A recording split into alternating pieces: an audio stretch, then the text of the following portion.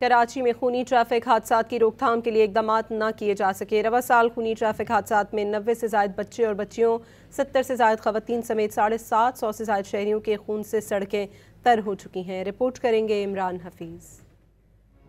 कराची में खूनी ट्रैफिक हादसात की रोकथाम के लिए उठाए गए इक़दाम ज्यादा कारआमद साबित न हो सके, खुसूसन हैवी व्हीकल के ड्राइवर जो किसी कानून को मानने के लिए तैयार ही नहीं। रवां साल खूनी ट्रैफिक हादसात में अब तक 755 शहरियों की जानें जा चुकी हैं, जिनमें 73 खवातीन, 93 बच्चे बच्चियां और 589 मर्द शामिल हैं। रवां साल हैवी व्हीकल से कुचलकर जिंदगी गंवाने वाले शहरियों की मजमूई तादाद 227 तक जा पहुंची। डंपर से रूनुमा होने वाले खूनी ट्रैफिक हादसात में 40 मर्दों की जिंदगी के चिराग गुल हुए। ट्रेलर से होने वाले खूनी हादसात में 86 शहरी जान से गए।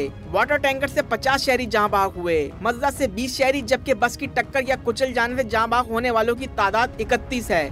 शहर में होने वाले ट्रैफिक हादसात में खवातीन और बच्चों समेत 10,856 शहरी शदीद जख्मी भी हुए, जिनमें 1703 खवातीन, 666 बच्चे और बच्चियां, जबकि 8,487 मर्द शामिल हैं।